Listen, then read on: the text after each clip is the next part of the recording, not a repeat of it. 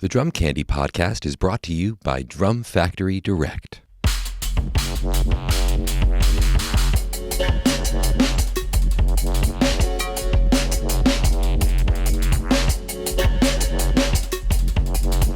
What's up, everyone? Welcome into episode 38 of the Drum Candy podcast. This is your host, Mike Dawson, coming to you from Drum Factory Direct in Pittsburgh, Pennsylvania. This week's guest is my good friend, Rashid Williams. Rashid has been the drummer for pop and R&B great John Legend for over 15 years. He's also the longtime drummer and MD for Jill Scott. He's most recently appeared on a live record for Chromeo, bunch of other projects in the works. Most notably, he's got his own band. It's the Rashid Williams and the LFJ Orchestra. So this is a episode where we talk about everything from diversifying in the pandemic and what he had to do to just keep his career going, getting back to playing live, the new band, with various other projects. Of course, we talk about his gear, his Mapex kit, and his recent change of cymbal companies. So let's get to it. Rashid Williams. Man, how did it feel to get back on the road after all that time off? That's a great first question. It was partially scary because, I think they oversold us all the possibilities on purpose. I think they reminded us 3 times a day, like, yo, man, this could all end if too many people start testing positive. It can slow down heavily if one person tests positive, because then you have to do all these different things to make sure it didn't spread. So it was very scary at times. And then I think when we got like midway through and like we got the system down and our testing days and everybody's being safe, it was exciting, actually. It kind of felt like the first time. Like or like that rush of excitement when you're like, oh man, we're actually playing shows for real people. Like, was it like riding a bike, or do you have to kind of dust it off a bit? I had to dust it off, man. I mean, those who were with me know, but my secret is I couldn't sleep in the bunk. I can't sleep in tour bunks anymore. It was one of those things where it was like, how did I do this for so many years? And then you get back to it and it's like, okay, the shows are the shows. That's drums. I can all day. I'm good. But the life surrounding the tour was like, oh man, I forgot what a bunk felt like. I forgot, what it was like to have all these long drives. And, it's just, I couldn't do it. I was like, I'll just hang out in the front lounge. But other than that, I was good. Wait, so you didn't sleep?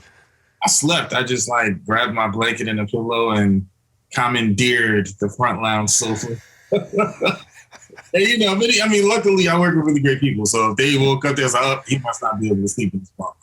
So, they understood fully, but yeah, I made do the best I could. That's pretty wild. I haven't heard that one yet. So is this kind of making everyone rethink what touring is? I mean, is it going to be less touring? I mean, what do you kind of predict is going to happen? I mean, I predict that touring will, I always believe everything comes full circle, right? So I think that eventually we'll get back to where we were. I think it'll be, second nature to get on the tour bus and go and go and go. It'll be second nature for large gatherings. People won't be scared anymore. However, my hope is that musicians rethink it. I hope that we all understand that after COVID, man, we thought we were untouchable. Entertainment business, we're like, nothing can touch us. We will forever be good and do our job. Hopefully we all realize that, it's not the case. It can be taken away like that. So my hope is that folks rethink it and it changes the face of touring, at least. We realize the sacrifice that it takes to leave home, the sacrifice that it takes to go city to city in such a fast pace, and the wear and tear of our bodies, what we have to do to stay healthy. That's my hope. You know what I'm saying? I highly doubt that everybody's just going to be so excited as it keeps happening that, folks will forget about it. But yeah, hopefully we all just catch on to the fact that touring isn't everything. When it's here, it's great. And when it's gone, it sucks. So you have to find other things to keep you busy and keep the money rolling, so to speak. Yeah. How did you diversify during all this time? Well, a few ways. I'm actually sitting in my very disheveled studio space at home now, which was not here pre-COVID. Okay. This was just a bedroom pre-COVID. It was an extra bedroom that we had that was like didn't have any furniture in it, and we were like, we'll just leave it empty until something comes up or until we have a reason to put some stuff in it. I was on tour when COVID hit, so I came home very abruptly off of the road and immediately kind of had some foresight and was like, I need to start getting some other things rolling. So first thing, of course, was build a studio space out so that I could record nonstop. So that was number one. My recording chops have gone up a million. You know what I'm saying? In this small space and without it being fully treated like a full-blown studio, I had to learn on the fly. So everything, my techniques have gotten better. But the thing is, and by techniques, I mean like miking techniques, everything, room techniques, which way should the drums face, the whole nine. But outside of that, I got pretty slightly deep for a while into stocks and investing. Because that was one level of diversification. And I was like, this is something I can do every day. Creative diversity came through. I bought a really great camera at the top of COVID and was like, I'm going to just go outside and make sure I'm out in nature taking pictures. So I actually became a decent photographer out of this whole thing. And, there's some of my pictures hanging up in some people's houses now, which is very interesting and weird at times. But yeah, man, it was one of those things where I literally reached in my bag of tricks and was like, what can I do? I started a band through COVID because I was like, I want to be creative, but, when stuff started opening back up slowly, I was like, okay, so the recording thing worked. The photography thing kind of worked indirectly. I didn't mean for it to go as well as it did. The stocks and investments was a great thing for the time that I was into it and really deep into it. And then it was like, I need something else that I can do to take me out of only being drummer Rashid and take me into more musician Rashid. So I started a band and I was like, let's play some shows, which we've been doing. And that was another level of diversification that I had never thought about had it not been for, all the COVID matters. Man, you're a smart man. The idea of getting out in public and then making that a creative endeavor and just taking some photos, that's smart. Because I know a lot of us just hunkered down, like fear the outside. Man, I tell you what, I was sitting down on the sofa one day and it was like a light bulb went off. Because the biggest thing was being creative. That was my biggest thing. How can I remain creative in a time where my main creative outlet was touring? It was, being on the road. And now there is no road. And at this point, keep in mind, we had no foresight of when it was going to come back. It was like, this could be gone for 6 months. It could be gone for 6 years. We don't know. Mm-hmm. So what ended up happening, it was like light bulb went off and I was like, oh, great. What are some ways I can be creative? The first thing I thought of was photography, because I love beautiful sights. I love finding cool things to remember and capture. So, yeah, the photography thing was probably my favorite part of it all. It was like, learning about lenses and all these different things, and really taking it serious too, man. It was quite interesting. It's funny because I was in Philadelphia, and I have never even thought to take pictures in Philly because I grew up in that area, but because I don't live there anymore, I was visiting my folks in Jersey and I went to Philly with my camera and my tripod. And I was one of those weird people that set up the camera and tripod in the middle of the street. That I used to like scream at out of my window, like, get out of the street. I was that guy. But it really gave me a whole different perspective of the city and any city that I was shooting, man. So yeah, the photography thing got pretty cool. That's cool. So did you go like nerdy, like studying it, or just take the camera out and start pointing, shooting, and figure it out on the fly? A little bit of both. I would try to figure some stuff out on the fly, and then like, depth effect stuff when you're shooting manually, because I didn't want to do automatic because I was like, this will get old really fast if I just let automatic focus take over. So I started shooting manually, and when pictures would come out a little funky, I would just jump on YouTube and just look at what other photographers were doing and what they were sharing on YouTube about like how they shoot and the depth effect aspects and the lighting aspects and, what you want to make sure is very present versus not present. What's the best sunlight versus, do you want to catch it in the evening when the sun's going down? Like all these different things. And it was super helpful. Thank God for YouTube. Yeah, no doubt. Man, tell me about the band. First of all, how'd you find the member? Where are you now? I live in Florida now. I'm in Orlando. Okay. So I moved here like late 2018, which nobody knew. And it was cool because I didn't do it for music. I did it for life. It's a life move. This has nothing to do with my professional world. And it's been a great life move. I've been happy ever since. And I still travel back very often. But I'm in Florida now. So it's so funny, man, how inspiration works in the time of crisis. So COVID hit, we're all home for at least, I think everybody spent at least a year of like no real work. And we were doing little stuff with John Legend, little like travel to LA for 10 days, but you got to quarantine for a few, then you got to do the quarantine some more. But once the year, like one full circle year, from like March to March, right? In 2021, I went to a Mike Mitchell, Black Dynamite. I went to one of his shows. It was like his first tour out of COVID, and he came to Orlando. So of course, we were just so happy. We were like, oh my God, you're traveling? I live here, we got a link. So I go to his show, and it was so crazy because in going to his show, it was so inspiring. And Mike has always been inspiring to me personally. One, because he's like a brother to me. Two, he's an incredible musician.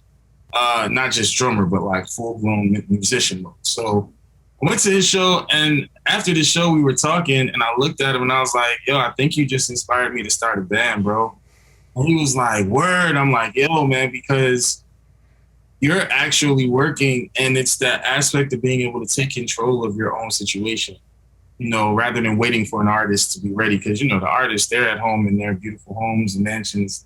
And we're out here like, no, we need the drug. We need the drug. So, yeah, it's crazy because after that, I immediately went to work, man. I immediately started like doing these little pop-up spotty jam sessions around Orlando. And I would call different musicians that were recommended to me until I found guys that I was like, okay, these are the guys that I want to play with consistently. And then I took them all to breakfast because people like food. So I took them all to breakfast and I just laid it out. I said, listen, man, I want to create an environment where we can be bold and honest and just create what we want to play. I don't want to be a cover band. I want to be a band that has freedom in every single aspect of what we do, that can control our own destiny, that can say, hey, man, we want to play shows and we don't want to play shows. Whichever one it is, we choose. And we can create a following. We can create some level of income. We can create just this freedom space of creativity. So that's literally what we did, man. It took off really fast. I went into super grind mode last March, April, and started doing these pop-up jam sessions and creative sessions to the point where by May, promoters were telling me like, yo, man, you need a name. Your band needs a name. And then we get the LFJ Orchestra. Next thing you know, we are a whole band that plays shows. Wow. So did the band start as strangers, or were there any connections that you would know people? There's a few interesting connections. So my bass player, this guy named Danny Saint, years ago, like when I say years, I'm 35 now, so let's go back to when I was like 14, 15. There used to be sheds in Willingboro, New Jersey called Selah. And it was at a church, and this is where all the guys, Boots, Benke, Darryl Robinson, all the Philly guys would come over the bridge, and we would like legitimately have these jam sessions. Danny was from North Jersey. He is from North Jersey, and has been in Florida for about 13 years. But back then, Danny used to go to all the Selah sheds. So when I saw him out here, I was like, yo, what are you doing here? He was like, yo, I've been here for 13 years. Wow. So immediately he became my favorite bass player. It was like, yo, you know where I come from and I know where you come from. So we can relate on so much. So yeah, he got slotted in first. He was the first guy. Another band member, a keyboard player, was actually the musical director and keyboard player of the first group I ever played for when I was 13 years old. Also in Willingboro, New Jersey. So I remember, like, I was in his wedding, and I remember him moving here to Florida years and years and years ago.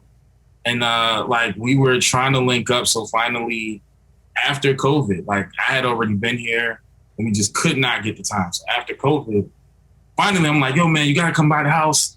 You got to link up. So he comes over and I was like, okay, this was all a plot and a scheme to get you here because what I really want you to do is join my band. And he was like, it was so funny because he was like, are you serious? I was like, I'm so serious. He left that day saying, I'll let you know. He was like, because you did all this just to get there, I'll let you know. And literally pulled off, and like 4 minutes later, he texted me, I'm in. And, those were my first two solid guys. The other guys were all fresh meat to me. It was like guys that I had met here on the scene. And I was like, yo, man, if you ever want to be part of a band, let me know. We're doing some pretty cool things and kind of growing together and taking this journey together. And before you knew it, I had a whole band. It was wild. Cool, it was a really cool experience. So what's the writing process then? Is everybody bringing out ideas, or are you the primary writer? I would say I am the primary writer, but everybody does bring ideas. So in COVID, I actually did finish an album that has yet to see the light of day, but it will probably this year. It was a really crazy time, and I wanted to document it. I wanted to make sure that I expounded on what I was actually feeling through COVID, because at that point in time, it wasn't just COVID that was happening. It was all these different riots and protests. There was so much going on, and being here in Florida made it even more interesting because it was, I'm not used to this environment, and I had to kind of adapt really fast. So I did a whole album based on that, just on my own feelings. So some of the tunes that we play are from that album. And then other things are things that we might have done in one of the jam sessions before band life actually started. And we would just kind of take those things and make them into song formats. And then every time we rehearse, one of the guys or a couple of the guys will come in with an idea. Say, hey, man, here's something that I've been working on. What do you think about putting this into our repertoire, what we do? And so we can easily do 90 minutes now. It's really interesting to think that after starting from the beginning, you know what I mean? Where it's like, all right, guys, we got one tune and we're going to jam the rest. And then from then it became like, we got 6 tunes and we're going to jam the rest. Now it's more like very little jamming, more just vamping out of, certain arrangements. And we got plenty of songs to play, so we just play them all and people love it. Crazy. What's the genre? How would you describe it? This is going to be very interesting coming from me. But it is very punk rock meets funk meets film score. It's the most interesting thing. I think we make people do everything from mosh pit to cry to laugh to just dance, or break your neck, as they say, with the head. Yeah, it's a crazy thing because, people laugh when I try to tell them, like, yo, come out to one of our shows. And like, well, what is it? And I'm like, well, some people are going to mosh pit. Some people are going to cry. Some people are like, whatever. And then they come, and then that big area of the floor starts opening up so that the mosh pit can start. And they're like, this is crazy. And then next thing you know, you feel like you're in Minneapolis because we're playing some funk. And then before you know it, we're closing out with the emotions and folks are crying. So a little bit of everything. Is there any singing, or is it instrumental? Not yet. There's no singing yet. That's something that we've been discussing, adding. It's funny, I sent a text message to everybody. I was like, all right, who wants a microphone next show? And everybody's just, not me. I don't want to sing. And so I've been experimenting with some sounds for myself and, speaking with some other really great artists here, some great singers here that are willing to come on and kind of feature and be a part of what we're doing. It's going to be some singing soon. You know what I mean? It's all kind of coming together slowly. Now, do you foresee this breaking out of Orlando and being a touring thing, or is it going to be a local project for when you're home? I don't know, man. I think when I first started it and first like saw it, right? Like, okay, this is what I'm gonna do. I saw it as a local project just to stay busy working and playing drums and playing music. And then I think the more I look at how the potential has grown and the more like folks at some of the really big festivals here, the indie artist festivals here, they're already like, yo, we want you guys to come. And I'm like, wow, you know what I mean? So the more, you know how it goes, the more buzz gets created, the more I start thinking like, maybe we could make this into something. You know what I mean? You know, so I think in the next month or so, we're going to start working on this album for the band, exclusive album, you know, for the band. And I guess we'll see what happens after that. You know, it's like kind of one day at a time. And as long as we're having fun, we're good with it. So do you write on keys or guitar? I mean, what's your background as beyond drumming? So mostly keys. I played keyboards in my dad's church from like age 12 to like my 20s. Okay. Most people would never know that because it's not something that, you know, was ever meant to be talked about.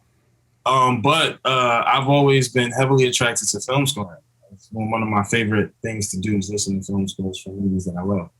And some movies that I don't really like, but the film score kind of makes me a little more interested in it. So from a young age, I was never the guy to really make beats, as they say. I was never the guy to really be like, yo, man, let me get with this artist and see if I can get a placement. You know, that wasn't really it. I was the guy that was like, I want to do this string arrangement. So I'm trying to find the best string VST, you know, so that I can have the most real sound. And eventually, once I started finding my sound more, for a while, I was a composer for Cirque du Soleil for 2 years. And I would submit to them often. A lot of it got picked up too. But, you know, keys was the primary thing of being able to play and like really compose something that made sense. Eventually, you know how it goes. You can't find musicians in your home studio.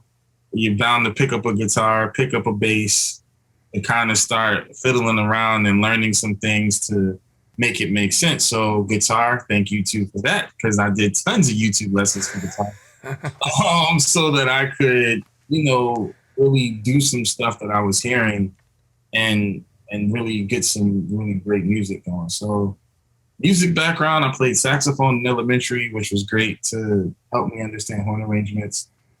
Keys for more than half of my life in church. Guitar for a big portion of my life and bass for a big portion of my life at home in the studio. And, you know, I'm a drummer, so, you know, my undercover dream is to play bass for a show in real life. Wants to play bass. I don't know what it is, but yeah, so I got a few other instruments. I think that's the secret. I just was talking to Jonathan Blake about that, and he studied violin and piano before he played drums. It's like, your dad set you off right, because that's the key, right? You get the drums last. You got to learn your theory and your ear training. Our drums last. Like, if you want to do anything else, do it all. Do everything else. Learn the sheet music, learn the reading, learn the writing, the composing, then become a drummer. Mm-hmm. If you do drums first, you may not ever touch anything else. Yeah, that's what happened to me. I got so wrapped up in the technique of playing drums. It's like, oh, I'll learn bass eventually. And here I am in my 40s. An incredible drummer, so it all paid off somehow. Man, you got to tell me about the tour kit. First of all, when you guys locked down, did all of your gear just get locked in cases and you didn't see it for a year? Or did it go home with you? A bunch of it came here. Like I said, I was very fortunate to be extremely proactive. I was I came home on a whim. I think I spent 3 days barbecuing out back, like just every day cooking on the grill in shorts and sandals, you know what I'm saying? And finally, after that 3 days, I was like, okay, time to get to work. and immediately hit up the production manager like, hey man, could you have my cases shipped to my house so that I could get all my gear? I called my companies and immediately started reaching out and saying, hey man, what can we do about microphones? What can we do about mic stands and this and that? Me and Sweetwater got really close. Mm-hmm. So I started having all my gear shipped. The tour kit that I just recently used, that was brand new right before the tour, actually. And, you know, that was one of those things where it was, you know, colors had to be a thing and whatever. So that kit was brand new right before tour. But this red, pieces of the red kit, that came in COVID. That came like, you know, one of those take a very dangerous flight to Mapex's headquarters and do a shoot on a drum kit, and the kit came back with me. And then I still had my stuff in my cases if I needed anything for backup. But yeah, man, I literally within the first week was on the phone and emails like, hey, please have all my cases sent directly to my doorstep so that I can have gear and I can see what else I need and really get this whole space going so that it would be, you know, a good enough quality sound that I could send it to major musical directors or, you know, major producers, and nobody would know that it came from a bedroom. Mm-hmm. Yeah, who were your first connections for recording? Was it people that you met on tour, or, you know, what were the connections? A lot of tour connections, a lot of tour networking. Of course, the first thing everybody did was when it's about, let's do these virtual performances. And it's crazy to say because I think the first one that I did with John Legend, we faked it. Wasn't even playing for real. It was like downstairs on like this one blank wall right next to my kitchen. And you know what I'm saying? Like I had my wife holding the camera for me. Crazy. So like, you know, we made do in that regard. But once we got past that, the first stuff was starting to, so John's musical director, Eugene Man Roberts, great guy, excellent musical director, and a great friend, like a brother to me. He got really proactive early. He was like, yo, let's start recording versions of everything so that when John needs something, like we can immediately pull it from the archive and get it to him. So that was the first stuff I started recording. From there, all of my friends are producers. So I started just putting the word out to guys like, yo, I'm recording at home. If you need drums on anything, get at me. So my homie Jamar Jones would hit me up. My homie Dwayne Wright, D-Dub, he would hit me up. Like a lot of people would just start reaching out saying, hey, man, I'm working on this at home because I got nothing else to do. One of my good friends, a guy named Ron King Jr., just released his album maybe a few days ago. And I'm on that for a few songs because same deal. He hit me up during the whole quarantine and was like, yo, man, are you able to record? And I'm like, most definitely. And I've known him since we were teenagers.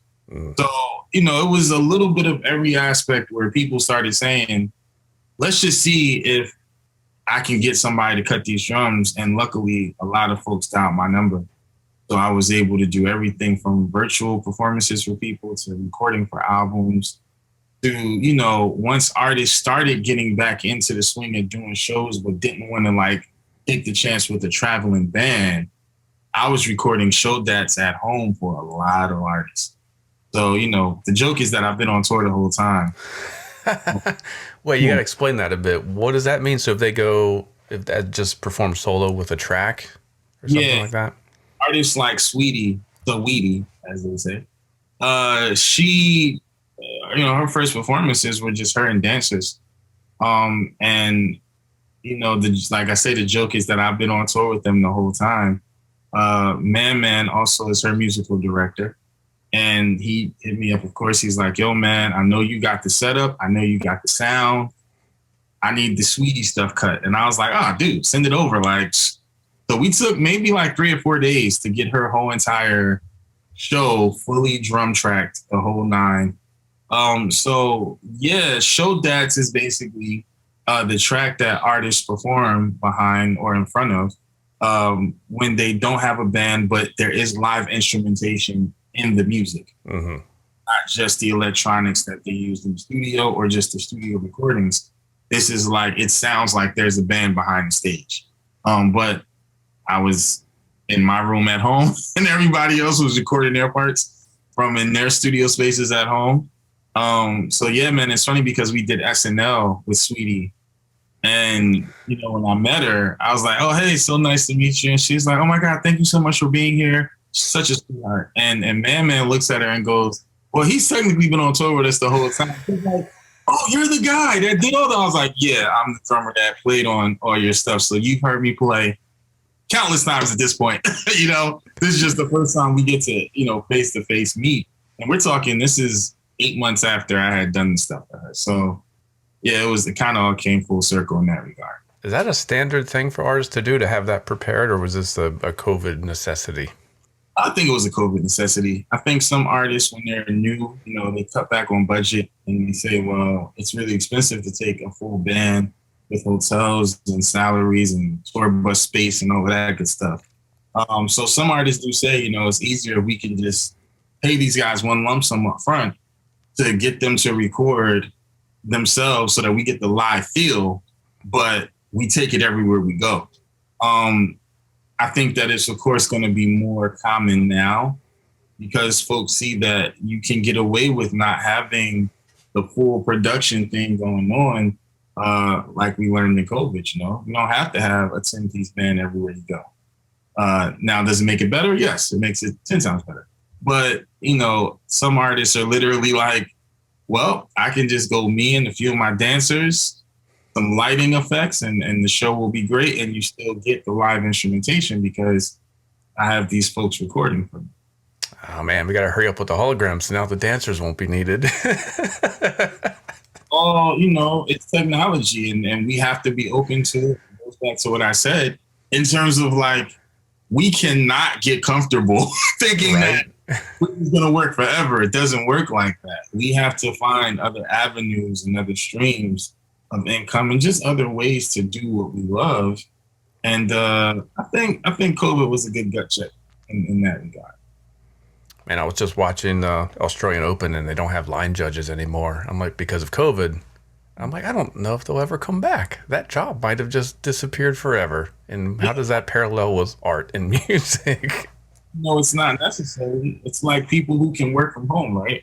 Like, why go into an office when you just spent 2 years working from home and nothing went lacking? Like, your job was done to the highest level. And then you have companies saying, well, why are we paying for a lease on office space if everybody can wake up and just walk to their at-home desk or office and still get the job done? So I think a lot of folks are realizing what's a true necessity versus what we just been doing because it's routine for us to do.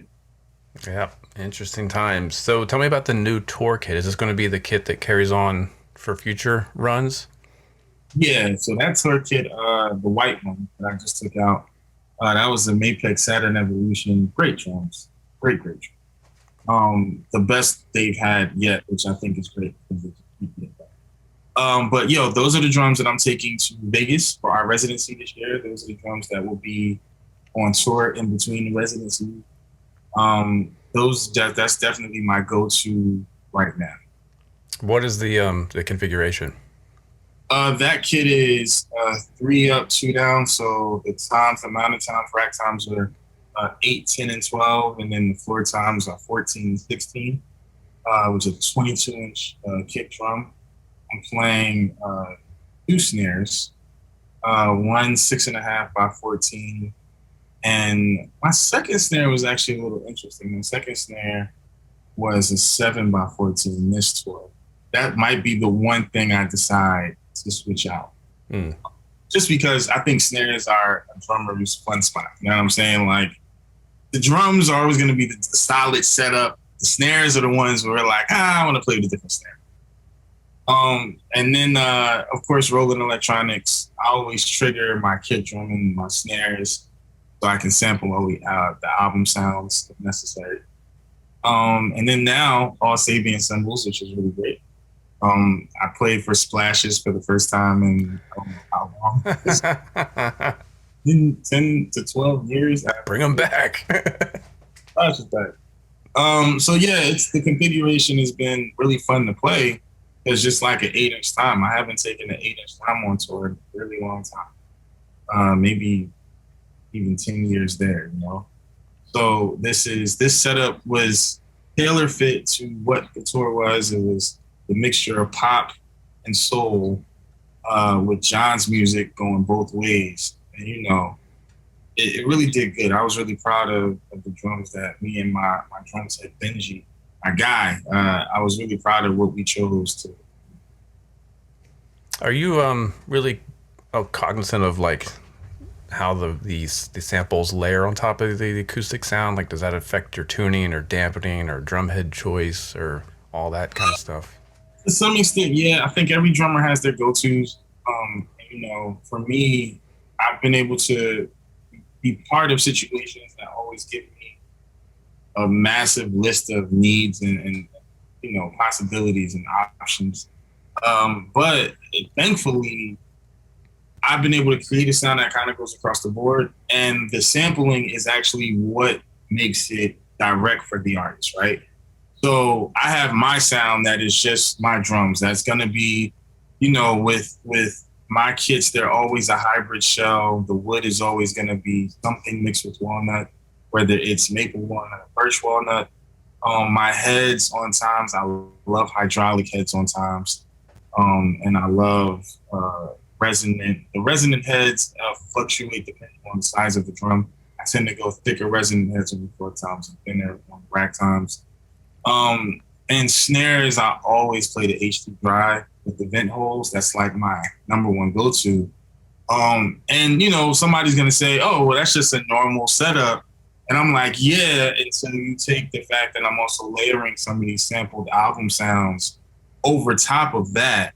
And that's what makes it unique to the artist. You know what I'm saying? And then on the songs that don't have samples, you get the actual Rashid sound, which is, you know, pretty cool to be able to say that I do have a sound and I've taken the time to really focus on it, hone in on it, and build that palette, that sound palette, you know, from bottom up.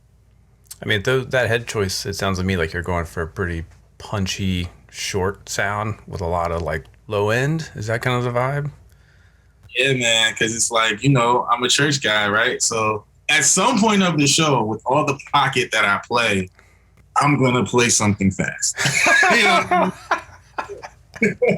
you want it to be punchy, you want it to be quick, and you want to be able to get around. And when you're playing these big venues, you don't want it to get lost in the sauce. So, you know, that quick punchy sound is a whole situation. What's the kick head? E.M.A.D. 2. E.M.A.D. 2 kick head. It's a 2-ply. It's maybe my favorite kick head. I've been playing with that kick head for a really long time. I haven't switched up or changed at all. So the E.M.A.D. 2, yeah, that's right. That's my go-to. And then do you put extra padding inside, or you keep it more open? There is something called the Kick Pillow Pro. That thing. Before that, I was using just the normal Evans pillow. And before that, it was just I used to tell guys, go get me the cheapest pillow you could find at Walmart. I think $1.99. Not so cushiony, super uncomfortable if you try to sleep. But it will work great in kick. But yeah, now that Kick Pillow Pro is like a go-to for me now. I don't know what technology they're using. I've never taken the time to study it, but whatever they got going on, those guys are perfect. They're doing it great. That's like, if I remember correctly, that's like a heavy pillow, right? It's like a brick almost. Yeah, it has a lot of weight on it, but when you sit it inside the kick drum, you don't feel the weight in the follow-through. You know what I mean? Like, you can still feel all the wind push through the kick drum, which I think is probably the most triumphant part of being a drummer, is when you lay into that kick, being able to feel that wind of follow-through. That's just a beautiful feeling. So somehow, even with that heavy pillow, they were able to, you know, still not take away from that, you know? Yeah, man, that's the literal reason why I became a drummer, was the bass drum sound of marching drum lines. Just the feeling of a mile away, like to hit you in the chest. Like, oh, whatever that is, that's magic. I want some of that. Exactly. You can make me feel something from 100 yards away. it's the thunder. I tell people all the time, it's like, I tune my ragtimes in like almost thirds. So it sounds like harmony, a 3-part harmony. Mm-hmm. My times way lower. That's just thunder. Because I tell people, like, when you go to that 4 time, that combination, you want people to feel that feeling. Like, oh, wow, I can feel that in my chest from so far away. Whether the mics are up or whether the mics are down, you still want that thunder to be there. So, yeah, it's all about the thunder.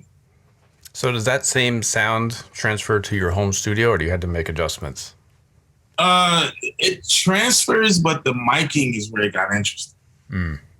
Because, well, miking, and then you'll understand the 4 time, my bottom heads to my 4 times, I had to tune it. Because the resonance was just a little too long. And it was carrying over just a little too much for this small space. So miking, I had to figure out the best ways to mic the drums that I would get the tones that I know were there. And then with the 4 times, I just had to tune the bottom, the resonant head, just a little differently, so it wouldn't give that like at the end of a hit, So it's an adjustment for sure, but I was able to figure it out. And like I said, I took some time and like really tried some different things. And it's so funny to send drums to people and they say, yo, man, could you send me the raw drums with no effects? And I was like, that's exactly what I sent you. Raw drums with no effects. They're like, wow, this is raw sound. I'm like, that's the raw sound, because I took time and like really, really, really like, where am I putting these mics at? And it's not but so many places, but am I miking it from the top corner of the drum? Is the mic in the center of the drum? Is it coming from the top right side corner? Like, I really like messed around with that with my overheads. Am I only trying to capture cymbals? So do I mic them under the cymbals? Do I mic them over the cymbals? And with a room mic, do I mic the room mic further away? Do I mic it right on top of the drums? My hi-hat mic is probably the one thing. I never mic hi-hats from the top anymore. I always mic them from the bottom, but then you got to figure out how not to get a bunch of snare bleed. So where you place that mic is everything. Same with snare mics, like, and so on and so forth. It goes on until you've gotten through all the drums. But I was able to really take the time to be like, this is what I want to do. Let's get the cleanest possible sound. And this year, I think we're going to hear my drums on some pretty good records. Can't talk about any of them.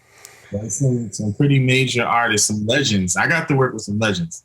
So, I'm wondering, I've heard a couple final edits, and I was like, oh, they didn't do much to my raw sound. They might have added some compression. But, it feels good to know that the raw sound, my sound, is what was actually on the record and what they're allowing to stay on the record. So, a lot of work, but well worth it. Man, that goes against all the kind of dogma that you can't get good drum sounds in a bedroom. Oh, man, listen, I just put up some padding around the top part of the wall because I was like, I still want some live reflection in the room. And you'd be surprised at what you can get. And I'm not running the like $10,000 interfaces. You know what I'm saying? Like, I'm literally like, this was put together in a month. It was a month's worth of ordering from Sweetwater, ordering from companies that I was already affiliated and partnered with, and like just taking the time to study the positioning and the gear. And I can't be happier with what I got from it. Did you have to adjust your dynamics coming from a big stage to a small room? That took practice, yeah. It took practice. So with the live show dats, like when I'm recording for an artist that they're going to use in a live show, like you got to pump yourself up because it's like there's nobody in this room, but you don't want it to sound like it was recorded in the room. You want it to sound like, it's at a live venue and it's in front of a crowd. So with those, I always do more takes. Like, I might do just a couple takes just to absorb what's happening. And then after that, I do like the show takes where like I'm all sweaty when I'm done and I'm like, okay, that was cool show. And then like with the studio stuff, that just all depends on the record I'm recording on. I recently recorded something for John where we did a John Lennon remake for one of his recent performances. And, those drums, totally different sounds, total different approach to how the drum is played. So for that, it was super light. It was not a lot of heavy playing because the tone of the drums came from the actual attack of them, which was not a heavy attack at all. So that is, a thing. I would have a few people have told me, like, I'll send them, a take, like, approval takes, like, hey, here's take 1 and take 2. Approve, please, and send it back to me, or let me know what you want me to change, and I'll send you files. A few people have sent them back and said, yo, man, play like you play hard. Like, really? I want to feel the energy. So, my neighbors get a show at that. But yeah, it's kind of like, relative to what the song is and what the feel is. Man, what does that mean to you when someone says, give me the energy? I'm afraid of overhitting cymbals all the time. It means to me that they clearly have seen me play live, and it means that they need me to tap into it, and I'm okay with that. The great thing is that when I started playing Sabian, I have to say again, because back years and years ago, I played Sabian exclusively, and now endorsing them and making the move over there is one of the greatest decisions I ever made. Bashing on cymbals has been fun because I'm like reacclimating to this sound that I haven't felt in so long, which, provokes new levels of creativity. And it's just so cool, man. So, the great thing is when people would say that, I'd be like, yes, I get to actually play and I get to actually just bang on everything as hard as I want. And that's what they actually want. So yeah, it was cool. Like I said, my neighbors, they really got a show. A couple of like, is that you playing drums? I was like, no, I don't know what you're talking about. I have no clue what you're talking about. You heard drums? No, that's not me. He's trying to stay incognito. Right. Well, tell me about that second snare then. So what sound are you looking for by having a second snare on your kit? Usually it's deep. Usually it's super deep and muddy. I would say it is the Motown snare. Mm-hmm. Some people, I hate it. This is a pet peeve of mine. When people say the James Brown snare, I'm like, but James Brown's drummers, Doublefield and Jabbo Starks, they were pitchy. They were like up there, you know what I mean? Super tight. So let's not do that. Let's not call it that, but it was definitely the Motown sound. It's that super deep, kind of sludgy dush, as I would call it. Mm. But that's usually if I have a second snare. If there's only 2 snares, like my main snare, what I call the crack, and then my second snare is always going to be just a low tune, super deep, something I could lay into when that vibe is necessary. And then if I add a third snare, that's going to be the super high pitched piccolo sound. But that's, just depends on the gig. So how many songs in a night require that gushy sound? The John Legend show, maybe 3, 4. Okay, so it's not a ton. Yeah, and the Jill Scott show, whenever I choose to throw it in there, because we tend to play different music every show. We tend to kind of vamp in different ways every show. It's funny because with my band, I was using a second snare, and then eventually I stopped. I was like, you know what? I'm not playing it at all. It's just not as necessary because the tunes that we're playing don't really require it. So I was able just to strike that from the setup. But every gig I've done pretty much over the years has always required that deep snare for something. You know what I mean? Even if it's just a little accent that's played with the tom. It's always some reason to have it there. So I always make sure to. And you have a trigger on that one as well? Sometimes. So I did Chromeo 2019. I toured with the funk duo Chromeo, which we actually recorded their album that's out right now. And that I played the second snare, the deep snare, the majority of the show. I think I only played my main snare on like 3 or 4 songs in that show. But the cool thing about the deep snare was, like, we talked about those tones and combining the natural tone of the drum with the triggered sample. I had all their triggered sounds from their albums, and they really blended the best with that deep snare. So on that tour, I actually played the second snare the most. And if people go listen to their album, that's out now, the live album, yeah, you'll hear it. That deep snare is on almost every song. So why didn't you put that in the main spot? Didn't feel right. I was like, let's see if it feels right playing it right here. It just didn't. So I was like, I need to play it over. That's funny. Everybody laughed at me about that. They were like, dude, why don't you just move it? I was like, it doesn't feel correct. Like, the vibe will change if I move the snare. Interesting. So what is your setup for your band then? Is it any different? Oh, a little different. So my setup for my band is still 6.5 by 14 main snare. Still a 22-inch kick. The difference is I'm playing 2 up, 2 down. So my rack times are 12 and 13. My floor times are 16 and 18. So it's just a big run of thunder. To do any type of fills around the kit in completion, it's just super deep and what I call beautiful thunder. And then cymbals wise, no splashes in my band. Just everything 19 and bigger, 19 and above. So really big spots for the band. What are the models you're using cymbal wise? So like I said, all Sabian, I love the artisan stuff. That stuff is just, it's like luscious and sweet. The HHX legacy stuff is really incredible. I love those crashes. I'm using the HHX Groove Ride is like my favorite ride right now. It's my go-to. I also have a prototype that is like a ride crash that I'm not sure if I'm supposed to talk about. But anyway, and if you ever see pictures of my show setups, that ride is in there.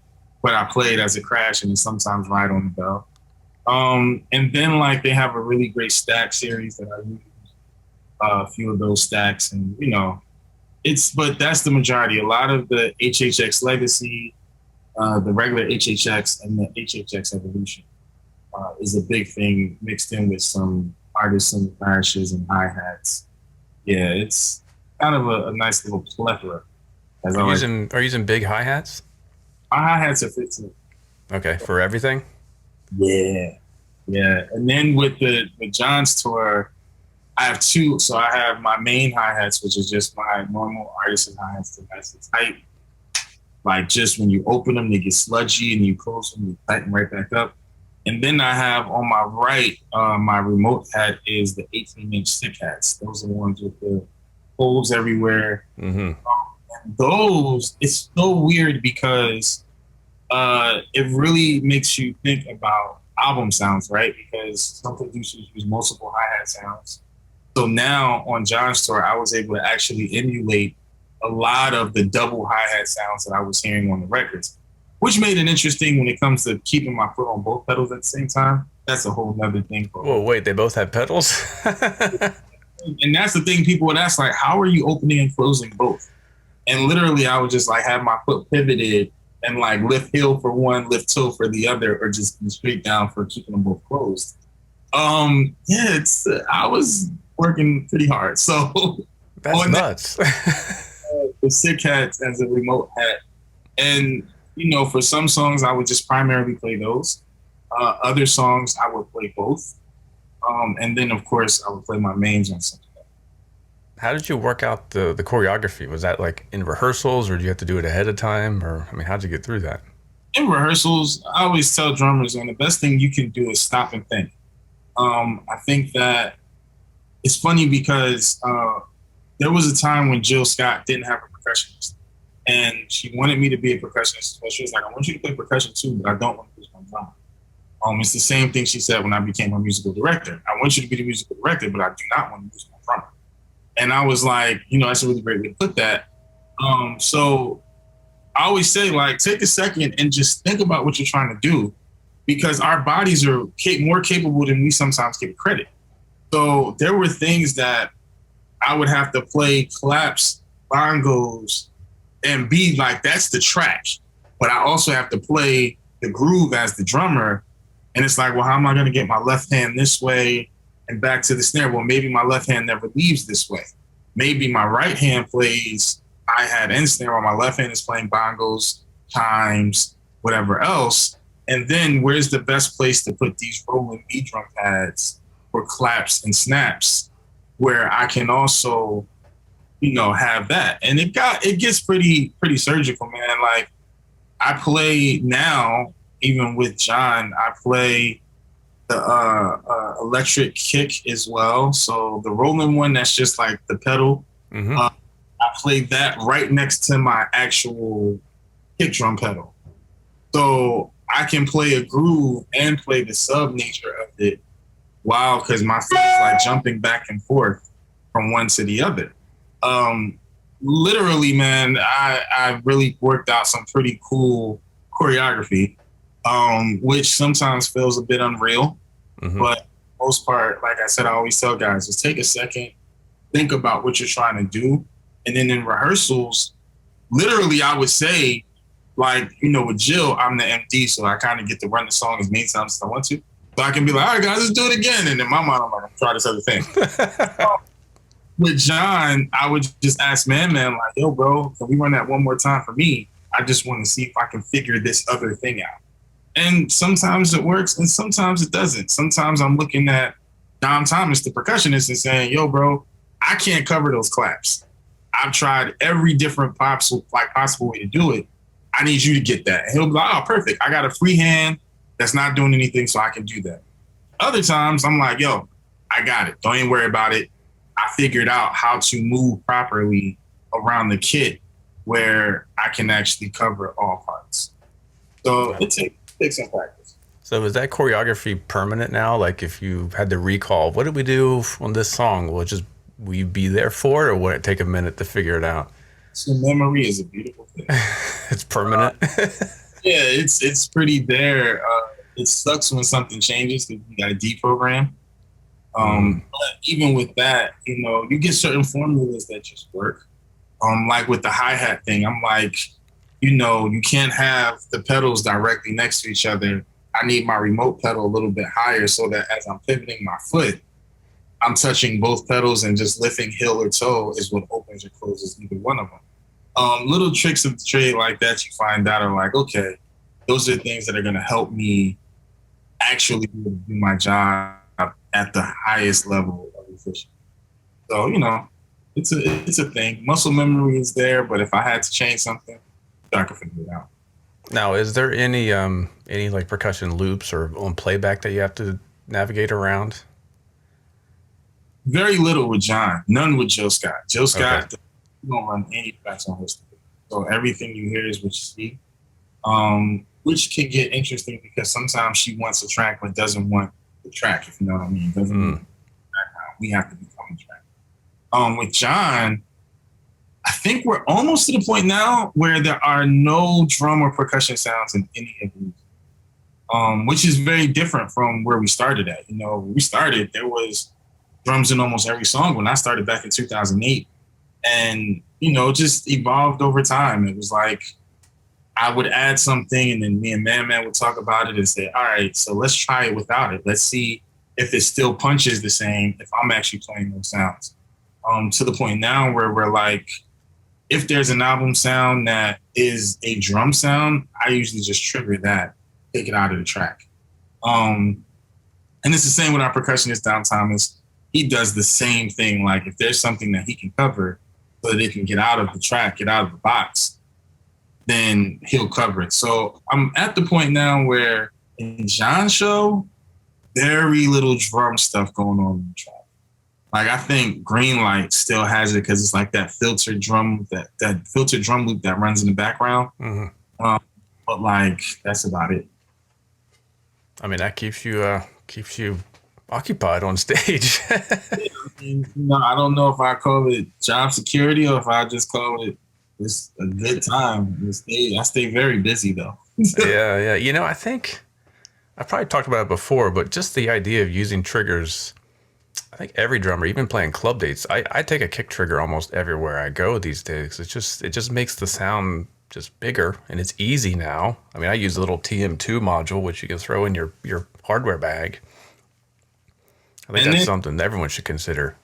I don't know if the TM1 ever got released, but I have a TM1 stop pedal, which is also one of the ways that I would do it, like locally, when I did local stuff, I would take the TM1, trigger that to my main kick, and just have the super beefy low end sound, and people would be like, "Dude, how's your kick drum sound?" I'm like, "Oh man, I have no idea."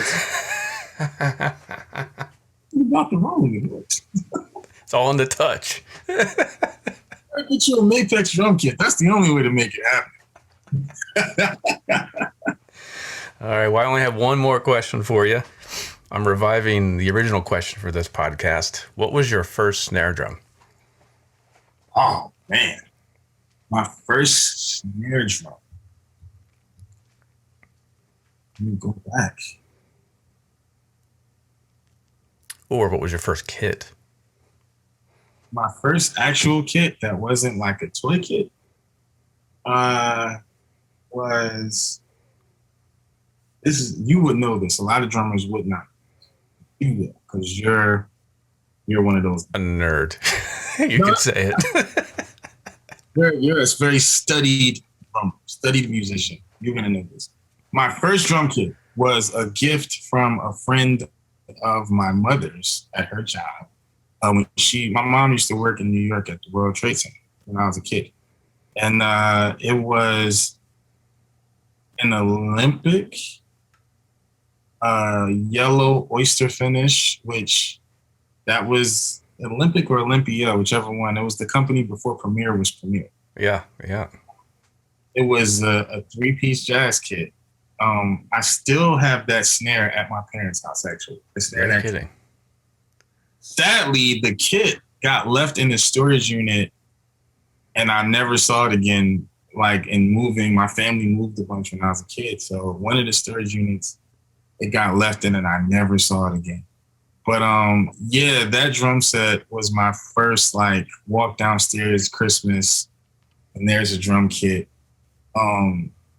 Yeah, I think that my parents were really excited because it had been given to them to give to me.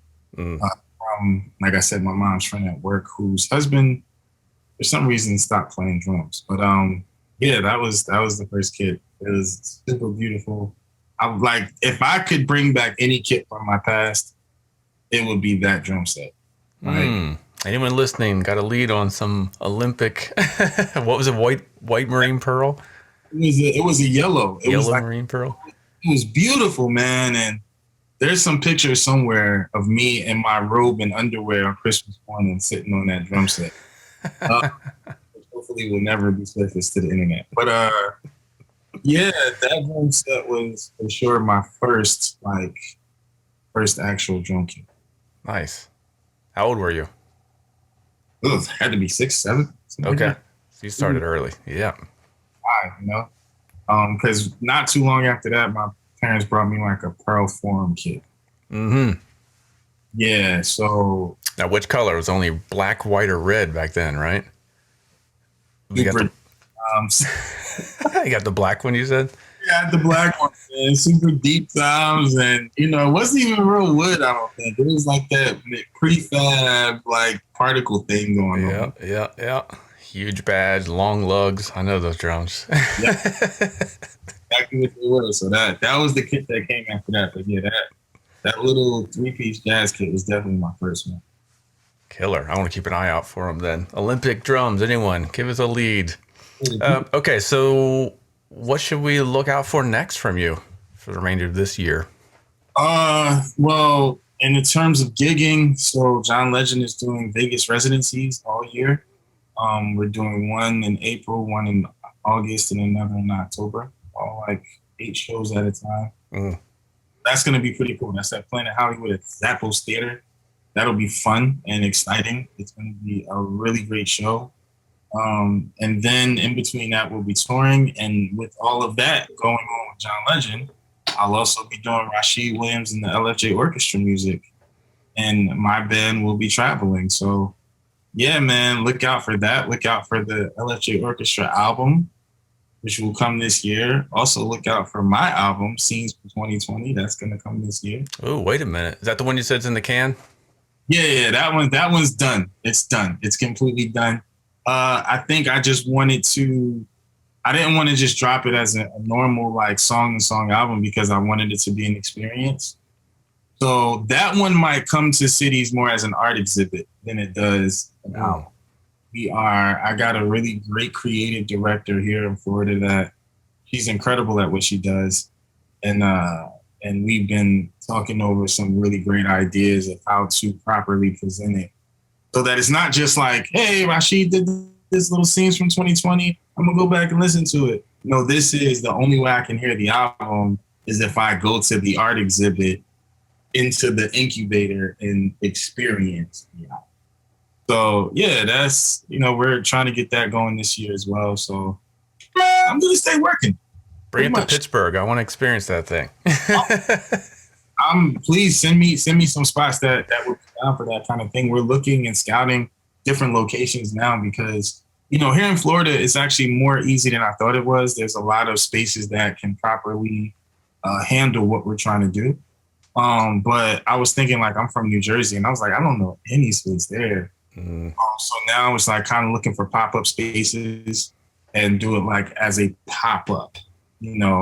Maybe 3 days here, 3 days there. And it's like, do it as a full exhibit. People come and experience it and walk away with something more than just listening to an album and saying, oh, that was a nice album. And then it goes back into my iTunes catalog and I never go back to it again. All right. Well, we'll talk off air about that because I have some ideas. I'm open. All right. Thanks, Rashid. Appreciate you coming on the show. For having me, man. It's been great. That's it for this week's episode. Hope you enjoyed my chat with Rashid. Definitely follow him on Instagram. Keep track of what he's doing with his own band and some of his other projects that are in the works. And if you get a chance to go check him out live with John Legend or Jill Scott, you will not be disappointed. So if you dig the show, please head over to iTunes, give us a 5-star rating, drop a review. Also, you can always email me at any time, Mike@drumfactorydirect.com with any of your guest requests or topic matter you'd like for me to discuss on the show. And until next week, have a good one. Stay warm if you're on the East Coast. Stay safe. See ya.